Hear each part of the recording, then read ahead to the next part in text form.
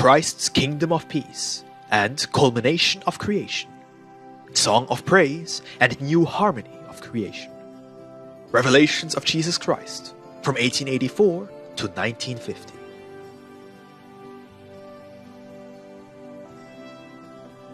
The Consummation of Creation.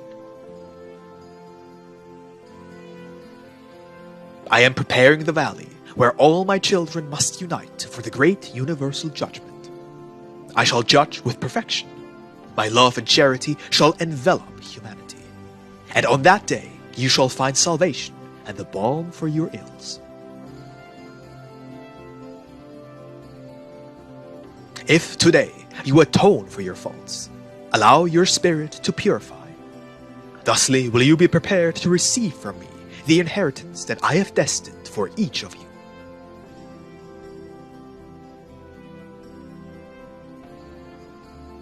My love will unite all men and all the worlds. Before me will disappear the differences in races, languages, and lineages, and even the differences which exist in the spiritual evolution. My spirit has poured out over every spirit, and my angels are sown all over the universe, fulfilling my mandate of putting all in order and bringing all again to its proper channels. And when all have fulfilled their missions, ignorance will have disappeared, evil will no longer exist, and only good will reign over this planet.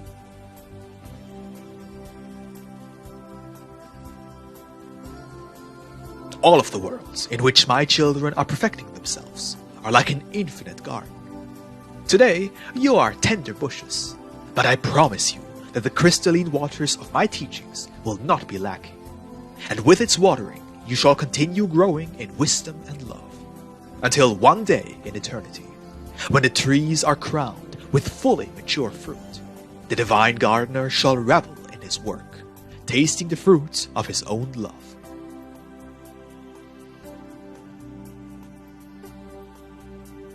I wish that, at the end of the struggle, when all my children have reunited to spend eternity in the spiritual home, they shall participate in my infinite happiness as the Creator, taking into account that each of you have taken part in the divine work, building or rebuilding.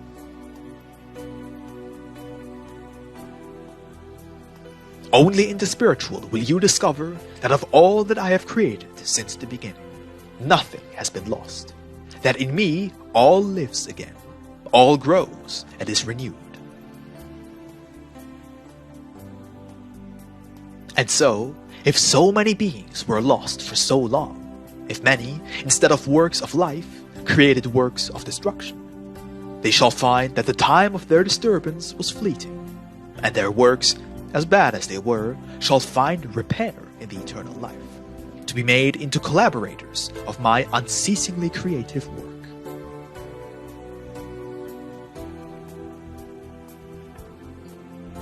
What are a few centuries of sin and darkness, such as humanity has had on Earth, if you compare them to eternity, with the endless time of evolution and peace?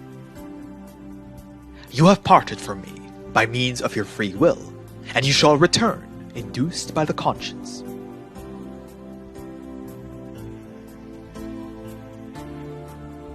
This world is not eternal, nor is it necessary that it be so.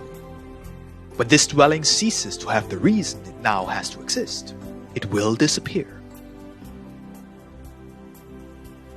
When your spirit no longer needs the lessons that this life gives, because other, more elevated lessons await it in another world, then, with the light acquired in this struggle, it will say, "How clearly I understand now that all the vicissitudes of this life were only experiences and lessons that I needed in order to understand better. How long this journey appeared to me in the moments when suffering drained my strength. But now, in contrast, when all is in the past, how brief and fleeting it appears before eternity."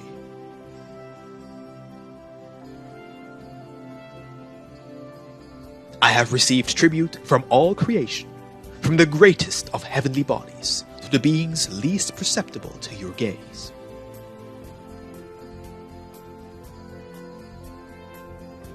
All is subject to evolution. All moves, all progresses, all is transformed, elevated, and perfected. When it has reached the peak of perfection, my spiritual smile, like an infinite aurora, shall be in all the universe, from which all stains, all misery, all pain, and all imperfection will have passed.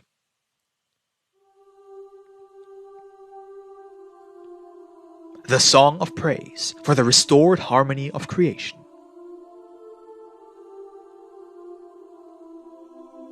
In my spirit there is a hymn whose notes none have heard. It is unknown to any in heaven or earth. That song shall be heard in all the universe when pain, misery, darkness, and sin have been extinguished. Those divine notes shall find echo in all spirits, joining the Father and the children in that song of harmony and happiness.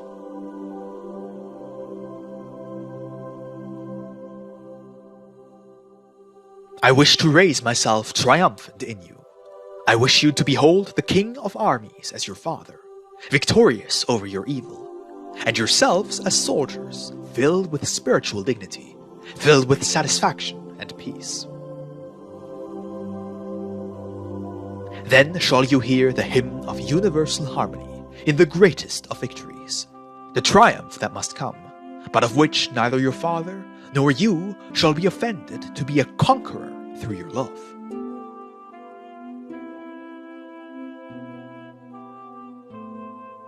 Our defeated enemies shall not be the spirits, but evil, all darkness, and all sin and imperfections. The victory of the Father shall be in the salvation of all the backward spirits, mired in darkness and evil. You are mistaken if you believe any will be lost. I would cease to be God if even one spirit did not find salvation. All those whom you call demons are also spirits who sprang from the Father, and if today they are in confusion, they too shall find salvation. When shall the true light be in them? When you, united to the legions of the spirits of the light, combat their ignorance and sin with your prayer and with your works of love and charity. The perfect happiness for both you and the Father will be the great day of the Lord. The universal feast shall be when all of you sup at his table on the bread of eternal life. Have I not told you that you are the heirs to my glory? You need only to earn merit for it to be yours to enjoy. All that I have created has not been for me, but for my children. I only long for your enjoyment and your eternal happiness.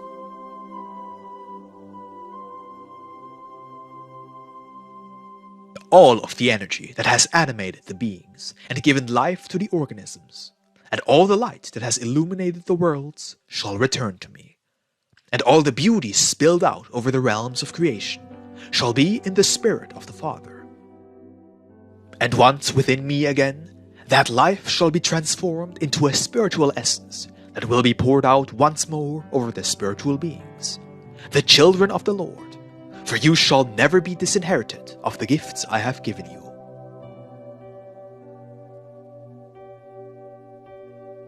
Wisdom, eternal life, harmony, infinite beauty, kindness, and all this and more will be in all children of the Lord when they dwell with him in the perfect mansion.